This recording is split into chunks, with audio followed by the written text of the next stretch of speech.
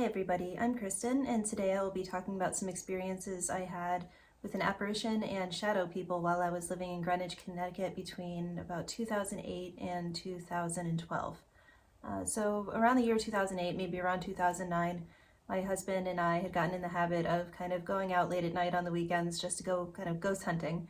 And so it kind of didn't matter what place we were going to, maybe it was a park or it was a different cemetery, but after watching a movie and kind of feeling like, oh, well, I'm not tired yet, we would go out and just start looking.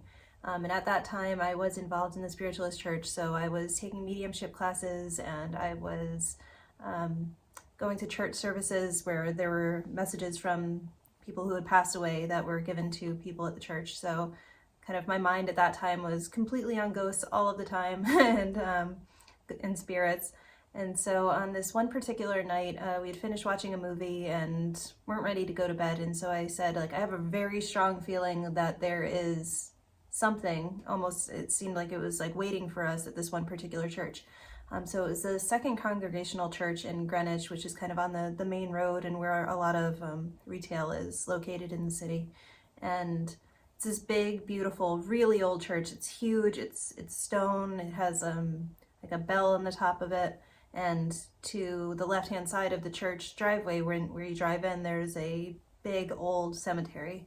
And just for whatever reason, I think we had been there maybe 2 or 3 times at night before in the past and hadn't seen anything, but that particular night I completely knew that we would be seeing something. So we drove over, and at that time it must have been maybe about 1 o'clock in the morning, maybe 2 o'clock in the morning. Again, being young and staying out late, that's what I was doing instead of, I guess, drinking or going partying or something like that. And so we got there and I parked and started walking around in the cemetery, and almost immediately I saw a small blue orb, and so it was about this big, so I'd say maybe about, what is that, about 6 inches to 8 inches wide, and it was blue grayish, like swirling color or swirling light on the inside of this orb, but it didn't light up anything around it. So it was small and it was just a few inches off of the ground. And so I spotted this kind of like glowing ball inside this cemetery between the headstones, and I started walking after it. And as I was walking after it, it started speeding up to seemingly get away from me.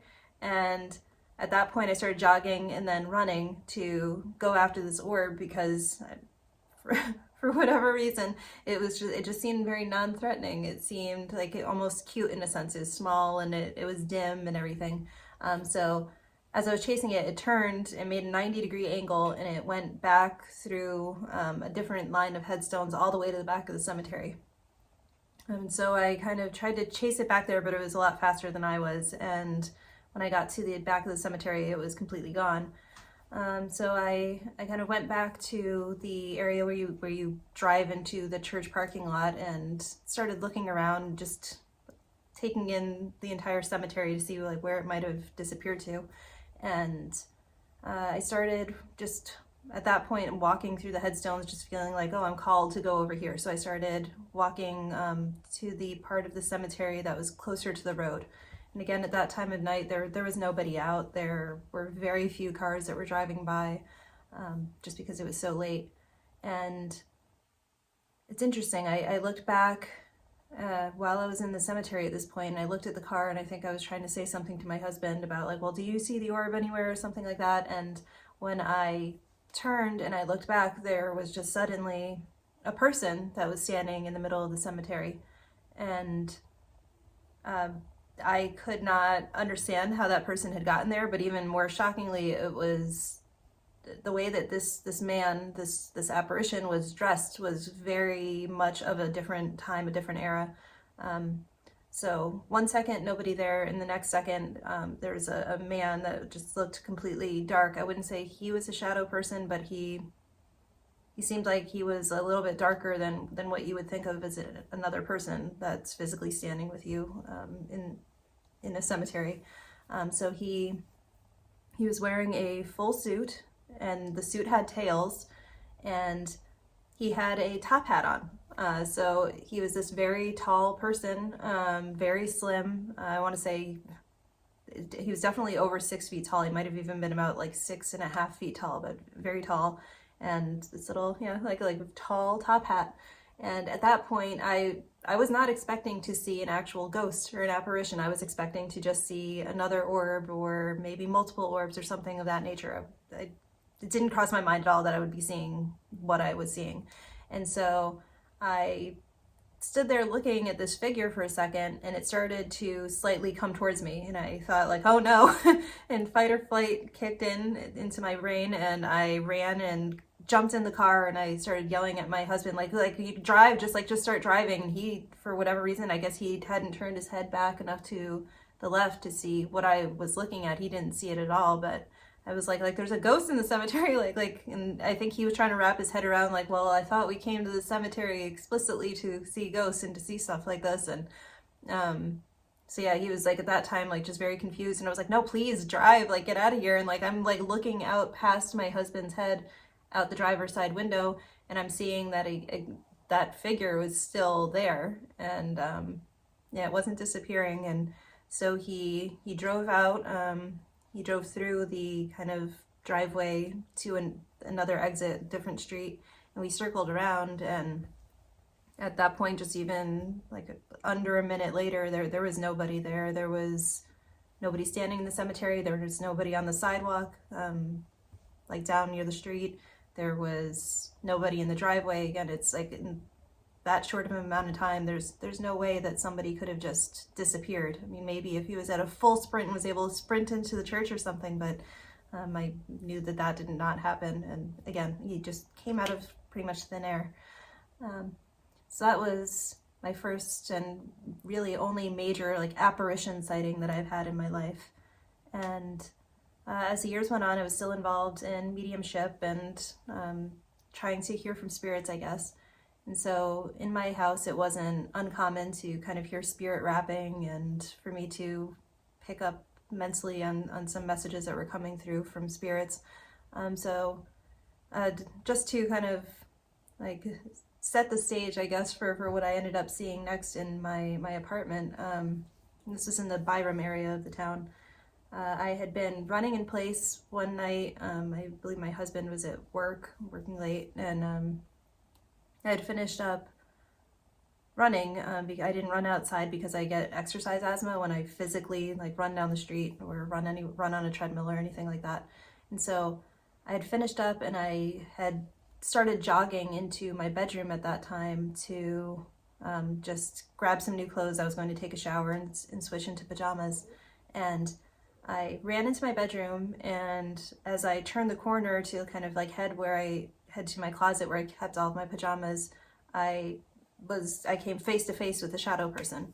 So this thing, I would say it was shaped like at my height, my build. It was very strange to see, but it didn't look like it had hair. So it was completely pitch black.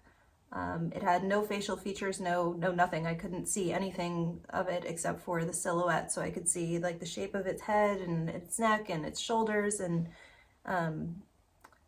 I saw it so quickly that I couldn't take in whether it had legs or anything like that, but it definitely went from the top of its head down to like at least the lower torso from what I was able to see. And again, it was my exact height where this shadow person's eyes should have been or face should have been. It was completely perfectly aligned with me, and that was really strange. And so as I ran into the room, I stopped dead in my tracks because this being was, I want to say, a foot or less away from my face, just because of how I ran into it.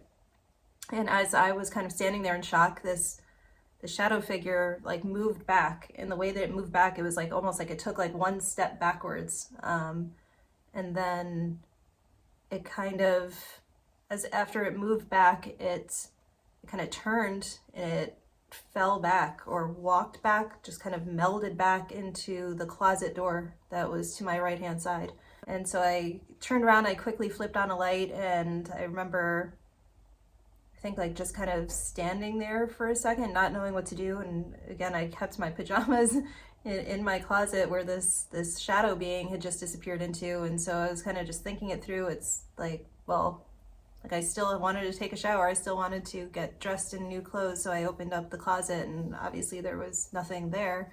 But yeah, it was a really, really bizarre thing to have seen. And it wasn't scary, just because I was so, again, focused on spirits and ghosts at that time in my life. But yeah, it was just really unexpected, I suppose. And then there was one other time that I was living in that apartment, and it was the same kind of story. I was running in place. I'd finished exercising for the night, and I went to go into my bedroom to go get clothes to change, but this time I'd just been walking in rather than running. And as I neared the doorway to my bedroom, I could see my bed. It was lit up from the light from my little hallway and kitchen. It's a tiny apartment. And sitting on the floor in front of my bed was, it looked to be a draped shadow person. That's the best way that I could describe it. So I could see the shape of its head and like how the drapery, whatever this fabric looking substance was on it, how it kind of came off the head and it came down and over the shoulders, and it was just like in a little lump, like hunched over on the ground. It reminds me a lot of like what children look like when like they kind of like want to go hide under a blanket for hide and go seek or something like that. And so you can clearly see where their head and their shoulders and their back is and everything, but otherwise it's just kind of a nondescript lump besides that. But yeah, the texture of this shadow being, it seemed like, yeah, I was wearing like a heavy cotton linen type of fabric over the top of it. And that was a lot creepier to me, I guess, to see than the regular shadow person that had just like the clearly defined head with ears and neck and everything like that. And so while I was looking at that one, again, I stopped dead in my tracks to just kind of stare at it, and it just dissolved away. It wasn't there anymore. I watched it kind of disappear in front of my eyes. And so after I saw those two shadow people, I did ask my friends that were at my church, like, what do you think is going on? Like, why are these appearing in my apartment now and I never used to see anything? And I mentioned the aspect of I saw them on both of these occasions after I was exercising. And so somebody kind of ran this idea by me of like, hey, do you think that like maybe you're just generating a lot of energy within a small space that they're now able to kind of utilize and take to put into a form? And, you know, I don't know. I don't know if they're attracted to all the energy that might come off of a regular physical body during exercise, or if they are able to somehow use it. I know there's another theory that a shadow person might be like very similar to a ghost or a spirit, except instead of projecting energy outwards like they would when becoming an apparition that might be a little bit glowy, instead they pull energy inwards. And so instead of seeing them with detail and light, you see them as just shadow because they're going in rather than out. And as of right now, I have no idea which theory is actually true, or if either one of them is true. I don't know what's going on, but it was really interesting experiences to have had when I was in my younger 20s. And if you have ever been in Greenwich, Connecticut and have seen something weird, or just kind of anywhere, if you've seen anything like one of these types of apparitions or one of these shadow people, I would love to hear about it. So thank you so much for listening, and I'll see you in the next one. Bye-bye.